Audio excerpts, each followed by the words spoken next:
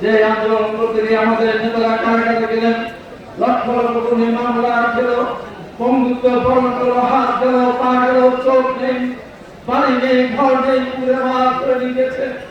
আজকে জুলাই বিপ্লবের পর সব কিছু ভুলে দেওয়া হচ্ছে, নতুন করে ইতিহাস রচনা করা হচ্ছে। যে ইতিহাসে বিপ্লবের শত শত নেতা কর্মীদের জীবন দানের কথা বেমালুম ভুলে দেওয়া হচ্ছে। আজকে এই জয় বিপ্লবের মধ্য দিয়ে আজকে বাংলাদেশকে ভুলিয়ে দেওয়া ষড়যন্ত্র হচ্ছে। আমার মুক্তিদের শহীদকে অবমাননা করা হচ্ছে। আমাদের নেতা শহীদ রাষ্ট্রপতি জিয়া রহমান নিজের মান সম্মান যুদ্ধ করতে স্বাধীন করেছিলেন, সেই স্বাধীনতা আজকে ভুলিয়ে দেওয়ার ষড়যন্ত্র করছে।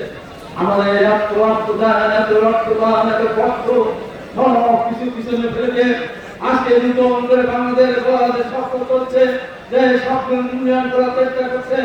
আমি মনে করি এইভাবে যদি আমরা চলতে থাকি এবং অস্বীকার করে রক্তদান অস্বীকার করে আজকে যারা এই ঘটনার সাথে জড়িত রক্তদানকে যারা ভুলিয়ে দিতে চাচ্ছেন, আমি মনে করি এইভাবে যদি আমরা চলতে থাকি আমাদের মধ্যে যে অনৈক্য সৃষ্টি হয়, সেই অনৈক্যের মধ্যে দিয়ে বাংলাদেশে যে নতুন কোনো পরিস্থিতির সৃষ্টি হয়, আমি ভয় পাই আমার 1 থেকে 1,000 শহীদের রক্তদান দিতে হয়ে যাবে। আমার 20,000 25,000 নেতা কর্মী শ্রমিক ছাত্র বিভিন্ন পদের বাচ্চা শিশু বাচ্চা পর্যন্ত এখন যারা হাসপাতালে যারা বন্ধুত্ব বরণ করার প্রতিযোগিতায় সেখান থেকে সুস্থ প্রচেষ্টা আছে, তাদের রক্তদান তাদের আত্মদান বিটা হয়ে যাবে। আমার এমন একটি অবস্থায় শহীদ আজকে মৃত্যুবার্ষিকী আমরা পালন করছে। আজকে আমি দেখে আমাদের নেতা জনাব তারেক রহমান এতদিন দেশে আসতে পারেন নাই, বিদেশে থাকা সত্ত্বেও বারবার বিদেশের সরকার তার মধ্যে মামলা দিয়েছে, একটা মামলা দিয়ে সাজা দিয়েছে।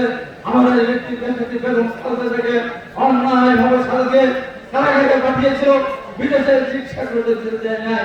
অথচ আজকে সেই নেত্রীর বিরুদ্ধে আজকে কথা বলে, আজকে স্লোগান দেয় তারেক রহমানের বিরুদ্ধে, এই স্লোগান দেয়, সেই স্লোগান আমি মুখে উচ্চারণ করতে পারবো না।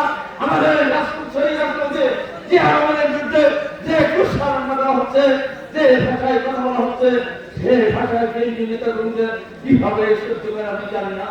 আমাদের মা দেশপতি বেগম খালেদা জিয়াকে ওরা ছাড়ে না, ওরা বেগম খালেদা জিয়া ছাড়ি ভাগ করে নিতে চায়, তখন ভাগ করে নিতে চায়। আজকে বিএনপিকে বিভিন্ন ভাবে চিত্রিত করা হচ্ছে, সারা বাংলাদেশে আজকে বিএনপিকে চাঁদাবাদ করা হচ্ছে, দখল করা হচ্ছে, বিএনপিকে লুটে নেওয়া হচ্ছে। অথচ এই বিএনপি নেতাকর্মীরা যে কষ্ট করেছে, আমার সামনে যারা বসে আছে উপরে যারা আছে, বিএনপির একজন নেতা বলতে পারবে সে একদিনের জন্য কারাগারে যায়নি, একদিনের জন্য জেল হাজতে যায় নাই, একদিনের জন্য সে কার্যকর করে নাই, একদিনের জন্য আমাকে বাড়ি ছাড়া হয়নি। শত শত মানুষ বাড়ি ছাড়া হয়েছে। আজকে সেই বিএনপিকে দুঃসাধন করা হচ্ছে, বিএনপি রাষ্ট্রে রাখতে না পারে সেই দিনকে গভীর ষড়যন্ত্র করছে। আমি আজকে আজকে কি বলতে চাই, যত ষড়যন্ত্র করবে কেন, যত চেষ্টা করবে না কেন, আমরা